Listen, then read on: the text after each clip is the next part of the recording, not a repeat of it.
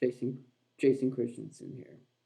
Laurel Thatcherich had made the statement regarding her research on Betsy Ross. The general public doesn't particularly care if the story is true or not. They love Betsy Ross and the reputation that the character has assumed over the years. Mrs. Urich is completely correct with this statement, sadly. And I say sadly because people should care about history instead of the historical narratives, which is exactly the reason why a good historian, our jobs, is to not only tell a story, to tell a good story to keep the audience interested, but to tell this, but to tell the truth in that story. For this report that I'm doing for you today is on Abigail Adams. Abigail Adams is a beloved character in history. Sadly, not as known as Betsy Ross, but she should be. At least she absolutely should be equally as known. But as a John Adams historian, as a John Adams expert, as an expert on John Adams' life, his writings, his teachings on constitutionalism and law and history, and as a reenactor for John Adams for the last 20 years, yes, I consider myself John Adams to be my mentor. I'm his student. If you look at it in this way, it's only fitting for me to do this report on Abigail Adams.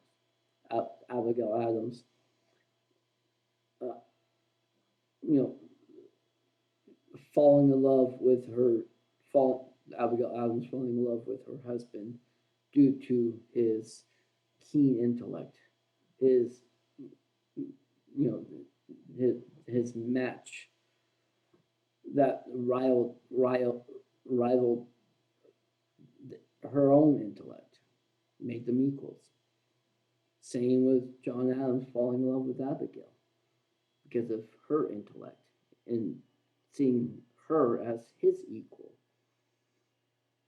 This, besides falling in love with each other's intellect, they also fell in love also because of the love letters throughout all the days of their lives, especially as they're dating too. It's it's pretty heart wrenching to read the letters. But and people liked Abigail more than John. They liked, yes, she was more approachable, but they loved her virtue, they loved her wisdom, her intellect, yes. But they especially loved the fact that John always relied on her wisdom. John considered Abigail his ballast for a reason. Ballast is electrical terminology to help keep him grounded when he would go off cocked, or if he was losing his patience with others around him. For example, Dickinson in the Continental Congress not wanting to support the Declaration of Independence, or John's own mistakes when he proposed a resolution of title of nobility for the president of the United States when he was vice president and Senate president. The Senate president and the vice president of in 1791. John relied on her wisdom, and Washington saw this as well, and hence the main reason why Washington would not only hand deliver the letters to each other to from time to time during the war, but Washington's own couriers, personal couriers, would hand deliver letters between John and Abigail because he knew John depended and the country depended on her wisdom to her husband. In fact, to speak of her character, Thomas Jefferson, when the three of them were in France together, stated this regarding Abigail's character and caliber of a woman. He said this, and to quote Jefferson, that Abigail was one of the most estimable characters on earth. Estimable characters on earth.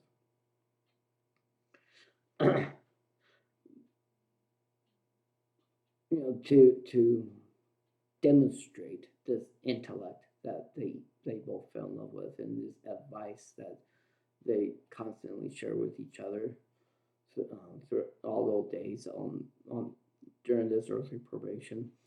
There is Abigail has one very famous letter. Remember the ladies on March 31st of 1776.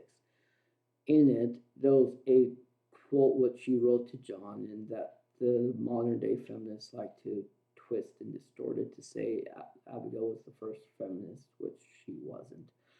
But Abigail said this to her husband, and remember the ladies, to show her intellect and clever, witty wit. Abigail stated, and I quote, I long to hear that you have declared an independency, and by the way, in the new code of laws, which I suppose it will be necessary for you to make, I desire you would remember the ladies and be more generous and favorable to them than your ancestors. Do not put such unlimited power into the hands of the husbands. Remember, all men would be tyrants if they could. If particular care and attention is not paid to the ladies, we are determined to foment a rebellion and will not hold ourselves bound by any laws in which we have no voice or representation. And John's clever retort, his humor, he wrote this in response. But your letter was the first intimation that another tribe more numerous and powerful than all the rest were grown discontented. This is rather too coarse a compliment, but you are so saucy. I won't blot it out. Depend upon it. We know better than to repel our masculine systems, although they are in full force. They are a little more than theory. We dare not exert our power in its full latitude. We are obliged to go fair and softly and in practice, and know we are the subjects. We have only the name of masters, and rather than give up this, which would completely subject us to the despotism of the petticoat, I hope General Washington and all of our brave heroes would fight. I am sure every good politician would plot as long as he would against despotism, empire, monarchy, aristocracy, oligarchy, or autocracy. A fine story indeed. I begin to think the ministry as deep as they are wicked. After stirring up Tories, land jobbers, Trummers, bigots, Canadians, Indians, Negroes, Hanoverians, Hessians, Russians, Irish, the letter goes on, but I don't want to distort deviate from the point. John wasn't mocking his wife. He wrote back in a clever response saying, we need our women for wise counsel to keep us grounded. So it's very, very clever responses from both of them, and very humorous as well. Not to promote feminism, but honest, with the subject entirely different. However, to truly, but I still want to utilize this very important letter of Abigail's on March 31st, 1776. In this letter, earlier on in this letter, she's talking for her husband about her fear of the smallpox, about her fear of her decision to become inoculated, and for their four little children at home to be inoculated as well from the smallpox. Smallpox was a very devastating and deadly disease running amok throughout the land. And there was extreme danger and risk regarding and of death as well from inoculation as well. And what most people don't realize, Abigail suffered from poor health. She got sick often in her childhood, even young adulthood.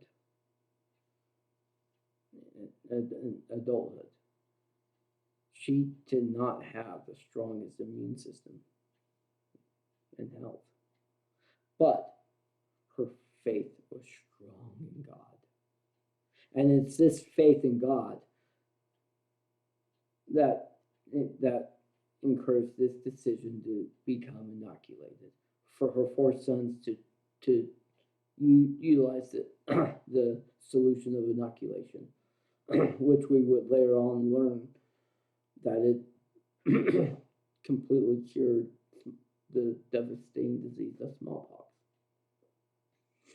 God blessed the family's life.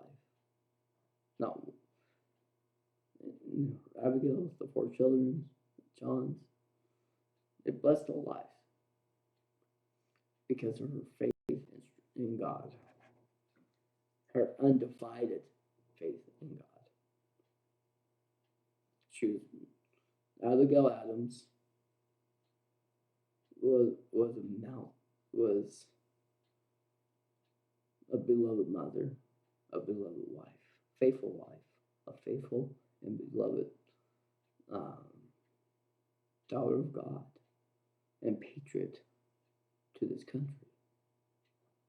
We owe so much to Abigail and John, not just for their lives and what they've accomplished, but for leaving us the words of wisdom to follow behind, to build up our own faith, to build up our own lives.